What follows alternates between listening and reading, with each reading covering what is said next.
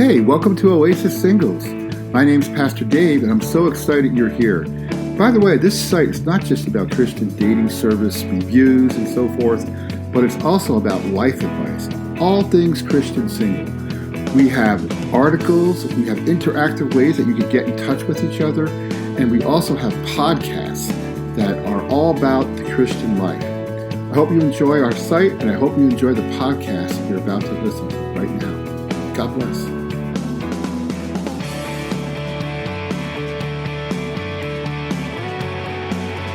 On the same floor, and he hadn't seen their faces in 10 months. All their communication was by instant messenger and email. And increasingly in the modern world, we're having trouble having real relationships. So we turn into plastic relationships. Distant relationships that we feel are safe over an electric wire, and even fantasy relationships, while we avoid the intimate and the vital aspects of really knowing somebody and touching them and looking them in the eye. And that same kind of process is happening in sexuality. Increasingly, fantasy images of pornography are crowding out real relationships, and the solitary sex of masturbation is replacing God's intended plan of marriage partners having the intimacy of sexual intercourse.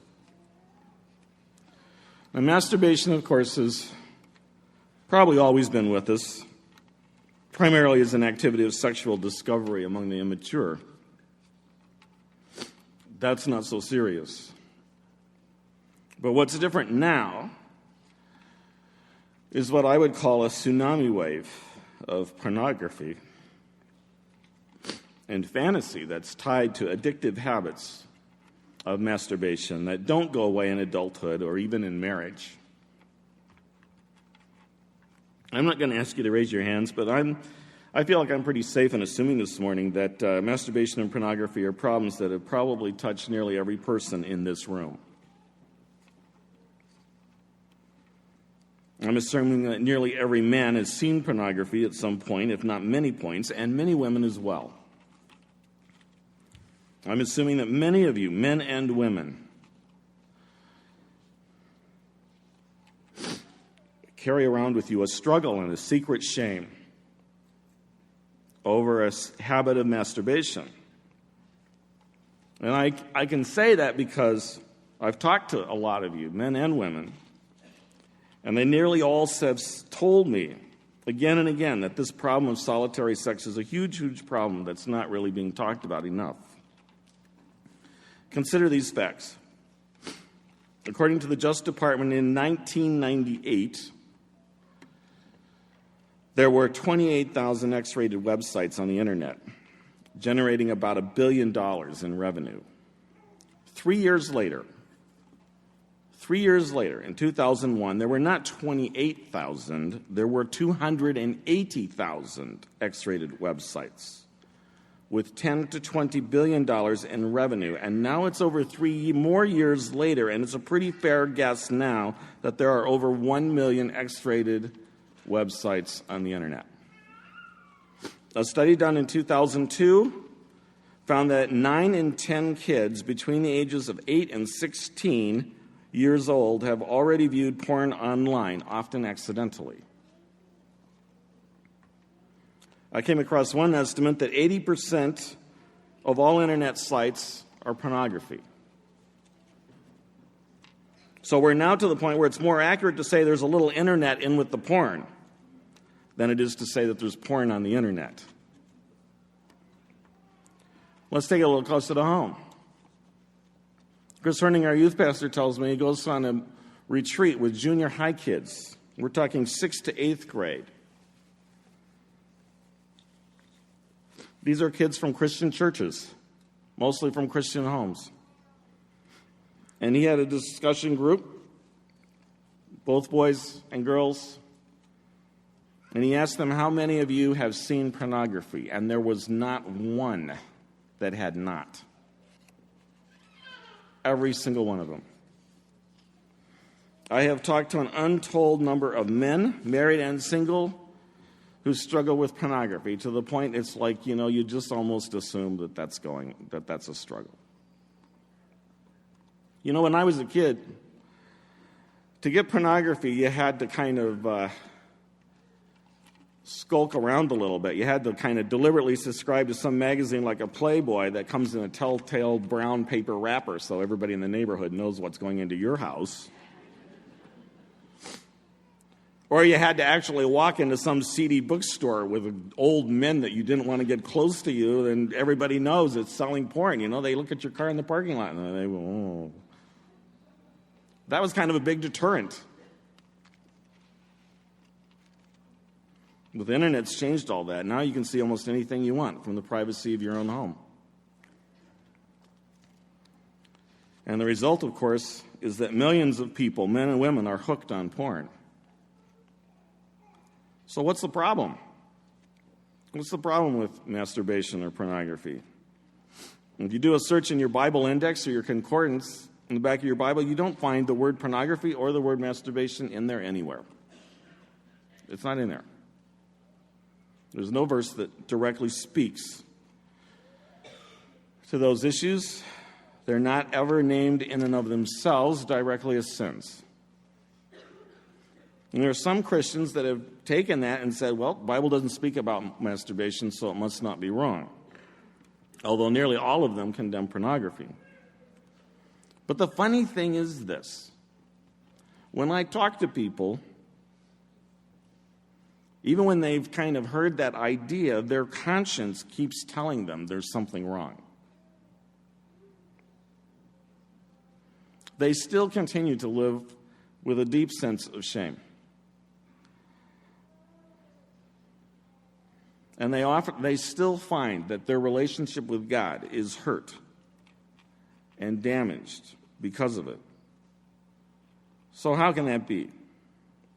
What I'd like to explore this morning is what the problem of solitary sex is, really. And then talk a little bit about how we can find freedom. We're going to begin with the teaching of Jesus on the Sermon on the Mount, teaching given to his disciples, Matthew chapter 5, beginning of verse 27. You have heard that it was said,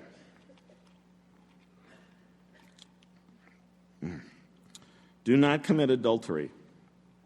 But I tell you that anyone who looks at a woman lustfully has already committed adultery with her in his heart. If your right eye causes you to sin, gouge it out and throw it away. It is better for you to lose one part of your body than for your whole body to be thrown into hell. And if your right hand causes you to sin, cut it off and throw it away. It is better for you to lose one part of your body than for your whole body to go into hell. This is probably one of the most radical teachings of Jesus. Jesus spoke this in a day when the whole focus of morality was sort of on outward religious conformity. As long as you kept the outside looking just right, you were fine. But Jesus says no. That's fake. That what's going on the inside really does count. There's another whole arena of morality that is not insignificant, your mind. And you can't say, well, just because I haven't outwardly fallen into immoral sexual behavior, that does not mean that there is no effect if you're fantasizing immoral behavior.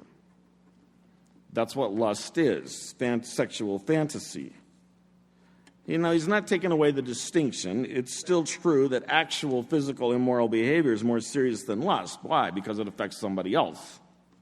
Several somebody else's, as we've talked in previous weeks. But nevertheless, lust is still sin. And we can try to make our fantasies out to be neutral, like they don't make any difference. It's just in my head. But Jesus makes it very clear here. What's in your head is not neutral. And it can have serious consequences. He speaks as strongly as it's possible to speak. Better to lose a part of your body than to have your whole body thrown into hell. What's in your mind can have serious consequences. Why is that? What's the problem? And what I want to do is talk sort of about these two things together, masturbation and pornography, because they're often linked. And along the way, we'll get some different points about each one. First of all, consider this. In order to masturbate, we nearly all have to engage in sexual fantasy. That means engage in lust, the very thing that Jesus is teaching us not to do. Now, I've heard people try to rationalize this. Well, I can, masturbate and not lust. Well, I just think it's kind of hard to do without something, some image in your mind. I don't know. At least for the men, just try maintaining an erection thinking about nothing but math or nothing but broccoli.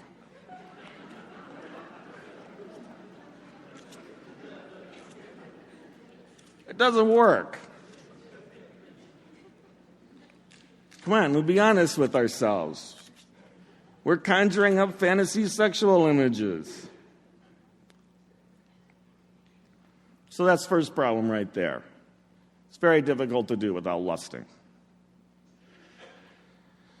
Second problem is that masturbation ultimately defeats God's purposes in sexuality. God is after so much more. Because you see, one of the chief goals of our sexuality is to draw us outside of ourselves and into the light of others. Solitary sex of any sort defeats that purpose. John White, who wrote about this subject, wrote this. He says, "Orgasm is a small part of a greater and more personal whole. Your sexual longings are associated with a deeper need, that someone should share your island and bring your isolation to an end. Masturbation is to be alone on an island, and it frustrates the very instant that it gratifies." You catch that? It frustrates the instant that it gratifies. A second of gratification and then frustration. And that's why people get addicted. Because ultimately what satisfies is real relationship with another living person according to the plan of God. Nothing else. We all celebrate C.S. Lewis, but what a lot of people don't know is he actually addressed this subject in a letter to someone who was asking him for advice. This is what he said. "For me, the real evil of masturbation would be that it takes an appetite which in lawful use leads the individual out of himself to complete and correct his own personality and that of another. And instead, it turns it back, sends the man back into the prison of himself, there to keep a harem of imaginary brides. And this harem, once admitted, works against his ever getting out and really uniting with a real woman. For the harem is always accessible, always subservient, calls for no sacrifices or adjustments, and can be endowed with erotic and psychological attractions which no real woman can rival. Among these shadowy brides, he is always adored, always the perfect lover. No demand is made on his unselfishness, no mortification ever imposed on his vanity. In the end, they become merely the medium through which he increasingly adores himself." After all, almost the main work of life is to come out of ourselves, out of the little dark prison that we are all born in. Masturbation is to be avoided as all things are to be avoided which retard this process. The danger is that of coming to love the prison. God is calling us out of ourselves. Solitary sex isolates us in ourselves and ultimately sets ourselves up to be our own idol. And you see, because of that, there's a point where masturbation begins to hinder a true adult desire to connect meaningfully with others people. We'll end up spending more and more time alone rather than being out there interacting with real people. Here's how one woman described her discovery of why she was addicted to masturbation. She says, first of all, I felt out of control and wanted control in my life. Fantasy coupled with masturbation were safer than being in real relationships with people. Fantasies can't hurt me like those who sexually abused me. I can control the fantasy, i.e., who to be with, how the partner will respond to me, what will happen, and when to feel aroused. As an abuse victim, I could not control any of these. And eventually I realized that the fantasies were not real and were unfulfilling. Of course, in masturbation, the progression from these erotic fantasies made me feel worse about myself. I returned to this addiction repeatedly, however, when I didn't feel in control of my life. Over time, I began surrendering my need to be in control.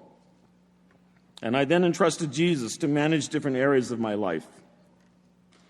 One by one, I transferred management responsibilities of my finances and my career and my family and my school and dating relationships, talents, successes, future, my time, my self-protective mechanisms, and my hurts, all to Jesus. And something loosened. Second, I did not want to face reality. I wanted what was false because I did not want reality. Reality hurts. People hurt others. I'd experienced much hurt through childhood sexual abuse and an attempted rape as a teenager. I didn't want more hurt. Masturbation was an escape for me away from reality. It made me feel good. It didn't hurt anyone, or so I thought, and it didn't cost any money. I soon discovered I was creating more hurt for myself inadvertently. Masturbation isolated me from others because I preferred being alone with my fantasies and masturbation rather than be with people. When I realized this, I knew masturbation wasn't holy to God. God wants us in community to be cared for in holy, honorable ways by His people, not in isolation. And so I've made more effort to be in community. An area of healing is happening in my relationships with men. Instead of defensiveness and mistrust of my Christian brothers, I'm more able to accept their genuine concern for me. And I now have Christian brothers that I can trust to pray for me and provide emergency support. They've been more recently an expression of God's protection and provision. Third thing that's a problem with masturbation and pornography is that they're an often painful and destructive rejection of our God-given spouse. Some of you might think, oh, I'm not married, but when I get married, this will all go away. Think again. Not only does it not go away, it often gets worse. I cannot begin to tell you the measure of the pain and the destructive rejection that is felt by a spouse who finds that their husband or their wife prefers fantasy images to themselves.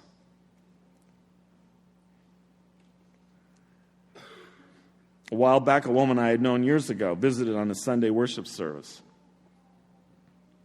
And she asked to talk to me afterwards. And I was shocked because I couldn't hardly recognize this person. If she hadn't said her name, I don't know if I would have known it was her. She looked like she was 20 years older than she really was. It had been like 7 years, and she looked like it had been 30.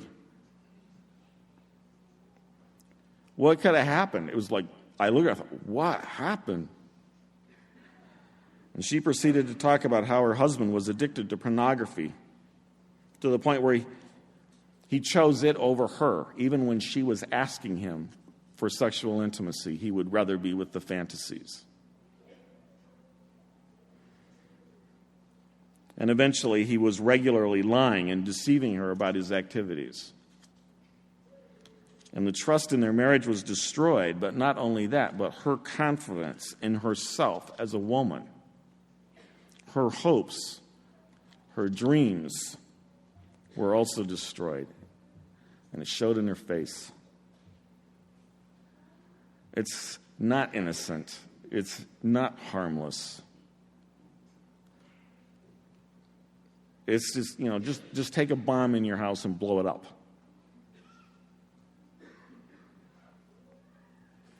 Number 4, masturbation, especially when coupled with pornography, is addicted. Very addictive. Oh, we all think, maybe just this once, or just for this season, or just while I'm single, or just during this bad time. But here's the reality. The fantasy world becomes addictive, and we eventually can't stop. More than once I've heard of men sitting in the room looking at pornography, ignoring their wife, waiting for them in the bedroom. And like most addictions, it tends to grow and grow over time. Not such a big deal at first, but gradually taking over more and more and more and more of your life. More and more of your time, more and more of your emotional energy, more and more of your ability to have relationship until there's almost nothing left.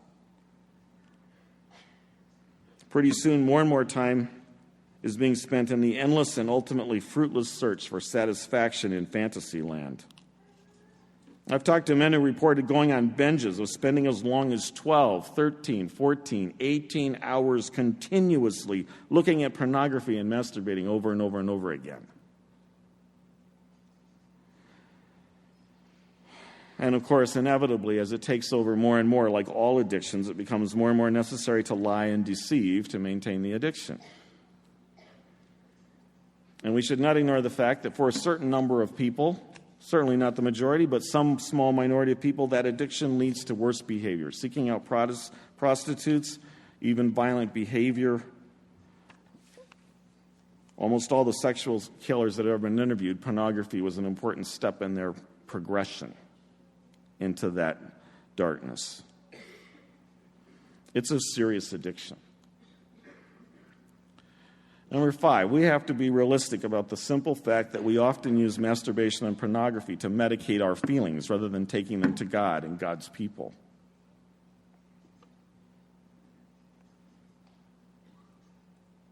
I've talked again and again to many men who reported that in the midst of a bad time or unusual stress, they found themselves falling into pornography and masturbation.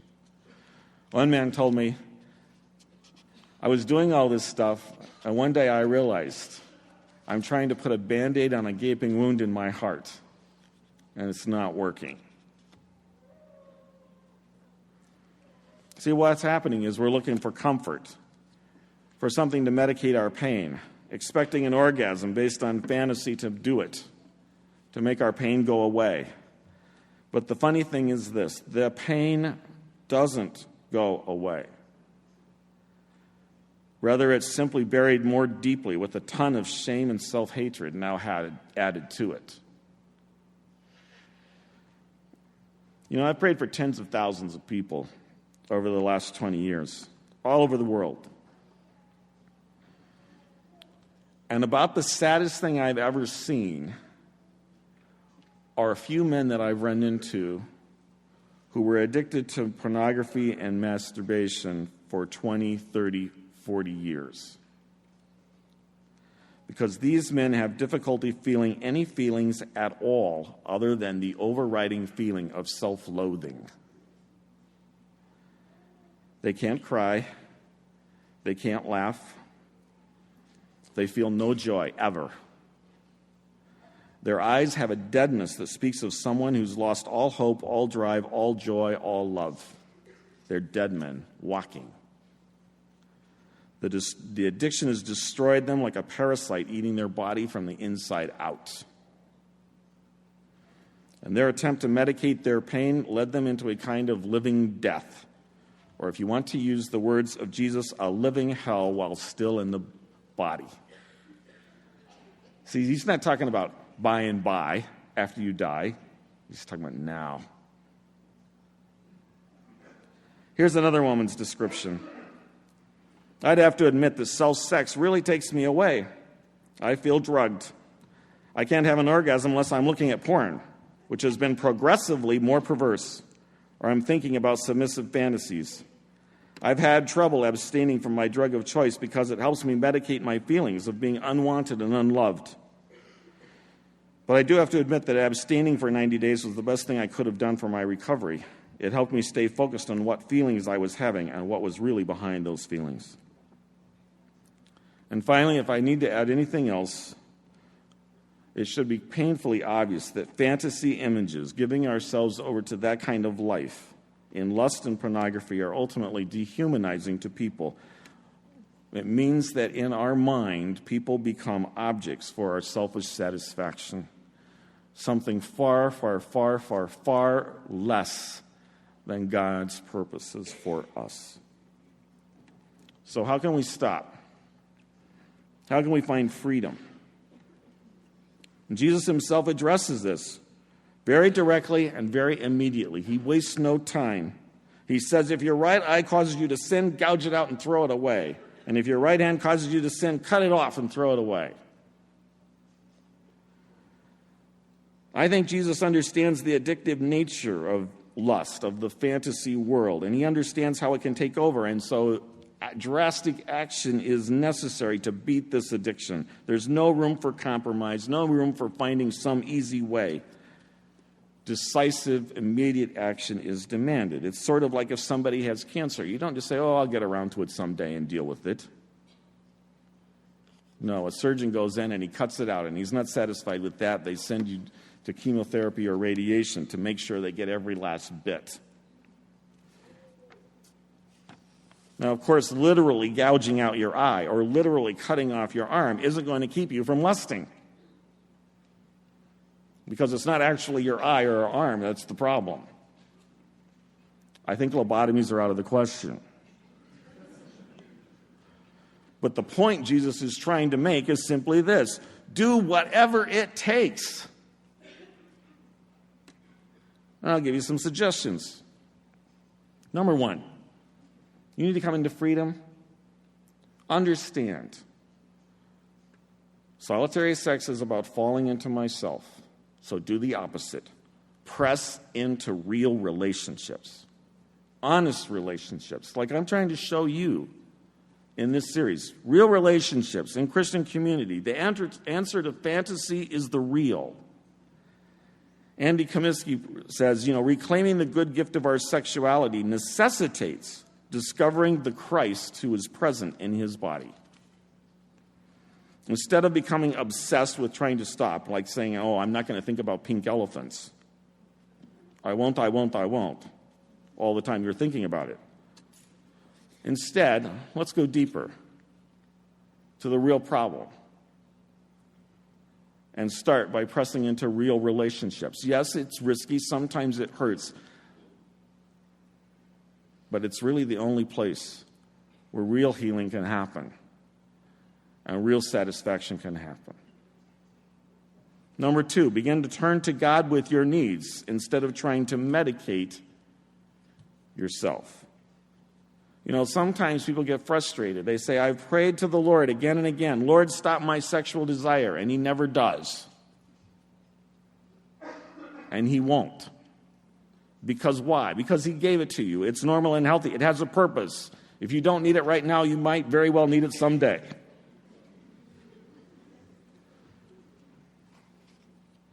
No, what we need to pray is not, Lord, stop my sexual desire. What we need to pray is, Lord, I want to receive from you the healing of the gaping wound in my heart. I want to receive from you the affirmation when I just got rejected. I want to hear from you that I can be okay and feel good about myself in any circumstances because you are with me. Turn to him with your needs. 3, stop feeding the addiction. Just don't feed it with the things that get you into it. Don't look at those television shows that get your mind going down the wrong path. Don't read those books that get your mind going the wrong path, or the magazines. And avoid overt porn like the plague. Stop feeding the addiction. Don't give it any room at all. Number 4, eliminate all the easy temptations. And this is where the gouge out your eye bit really comes in. I talked to one guy who had a big struggle this week. And this is what he tells me he did. This is how he found freedom. He got rid of his computer. He has to go to public places to do his emailing. And he doesn't have cable TV. And limits his television watching. He cut out his eye.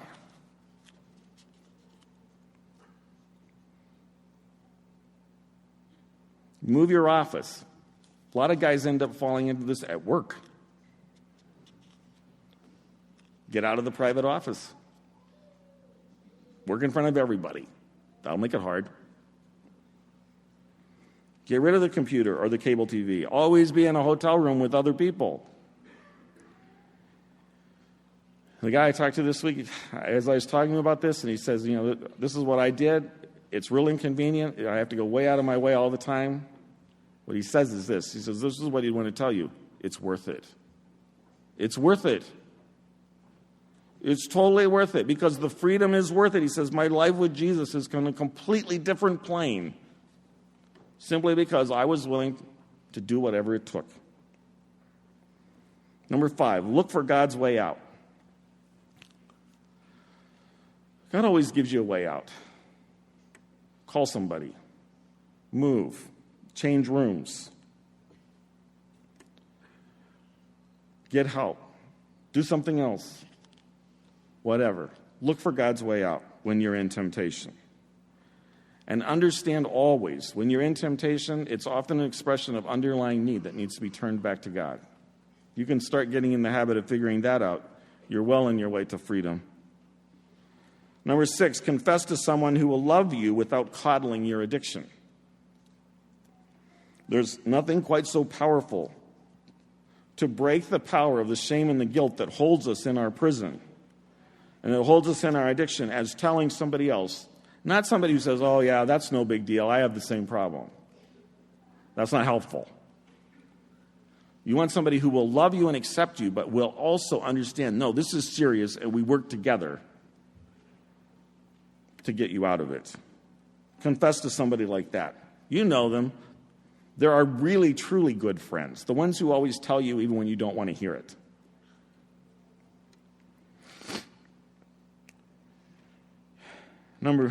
I forgot what number I'm at. 7, worship God every day. And especially when you're tempted, worship. It's really difficult to say, I love you, Jesus, and keep the lustful thoughts. Worship Him. Begin your day with worship. It gives you strength. It gives you power. Because why? Because it puts you in the presence of God. Finally, if you're struggling with pornography, and for whatever reason you can't get rid of your computer, then get some decent accountability software. There's a little outfit called XXXchurch.com, XXXchurch.com. You should be able to remember that. Okay, XXXchurch.com. You go there. I checked their website out. They got this nifty little program that you put it on your computer, and it emails to a friend every site you visit.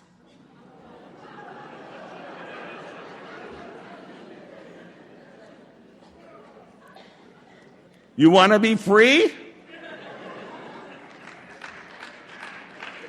You really want to deal with this? Then cut out your eye. Put that accountability software and send it to that person who isn't going to coddle you, who's going to tell you that he's going to be in your face. And you'll find freedom. Let's have the band come up. Now, I know there are a lot of us here today that are struggling. And I want to make just a couple additional comments to you. Part of the lie, of course, is that it's only you. You're a freak. You're an evil person. There's no use trying. That is not true. You're not the only person, you're not a freak, and you're not the world's most evil person. You're an ordinary, broken human being. And there are very, very many people, men and women, who have also had to deal with sexual brokenness.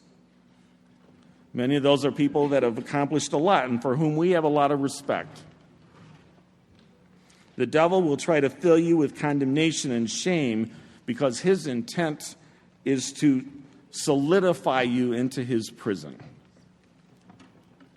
But that is all a lie. Yes, masturbation and pornography are very serious problems, but they are not a cause for the kind of shame and the hiding and self-hatred that you might be feeling, simply because you are struggling with this. You need to understand that the Lord's compassion is so deep for you.